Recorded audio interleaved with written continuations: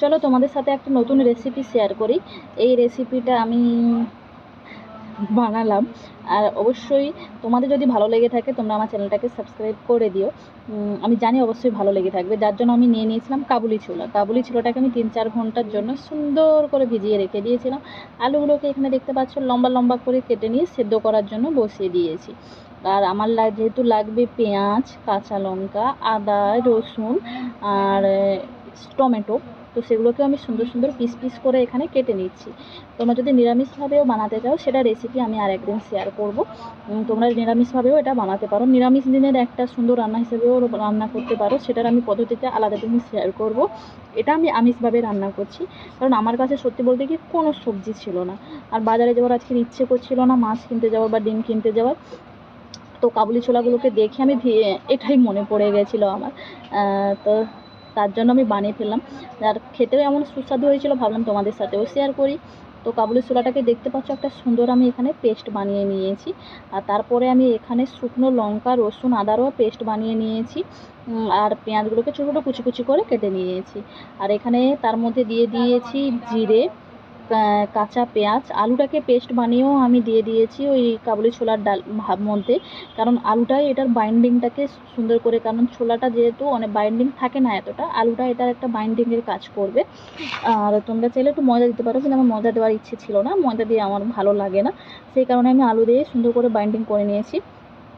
না, তোমরা চাইলে গোল গোলভাবেও করতে পারো, কোনো অসুবিধা নেই, তবে আমি এইভাবে লম্বা লম্বা অনেকটা চমচমের মতো লাগছে না। হ্যাঁ, ঠিক এইভাবে করেই আমি হালকা করে ফ্রাই করে নিয়েছি। তোমরা যখন ফ্রাই করবে প্রথমে হিটটা বেশি রাখবে, কিন্তু যখন এগুলো ভাজবে তখন হিটটা মিডিয়ামে দিয়ে দেবে, না হলে হবে কি দু সাইড থেকে একেবারে ভালো করে মানে কালো কালো হয়ে যাবে, কিন্তু ভেতরটা ভালো করে ভাজা হবে না।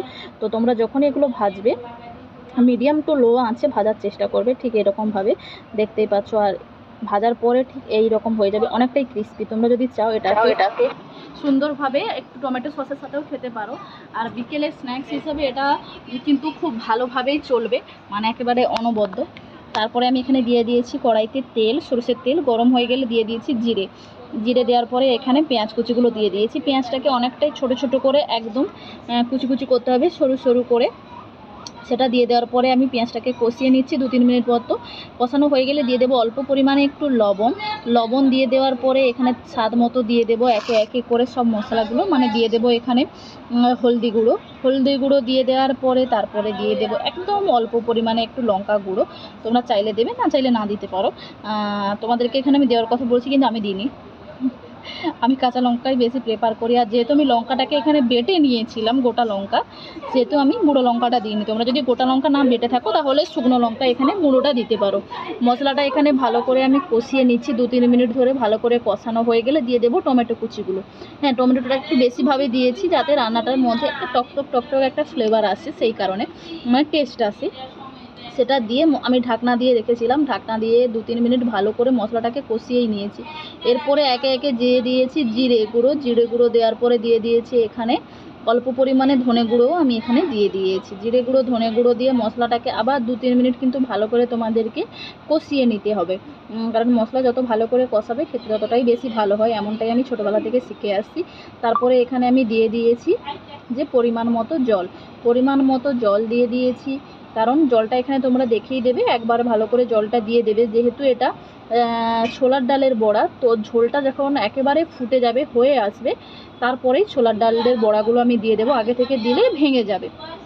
তো এখানে দেখতে পাচ্ছ আমার ঝোলটা সুন্দরভাবে ফুটে গেছে, আমি দিয়ে দিয়েছি ছোলার ডালের বড়াগুলো দিয়ে আমি হিটটাকে একটু বাড়িয়ে দিয়েছি। হিটটাকে বাড়িয়ে দিয়ে আমি 3-4 মিনিট ভালো করে ফুটিয়ে নিয়ে ওপর থেকে কাঁচা লঙ্কা দিয়ে দিয়েছি একটা গার্নিশ করার জন্য।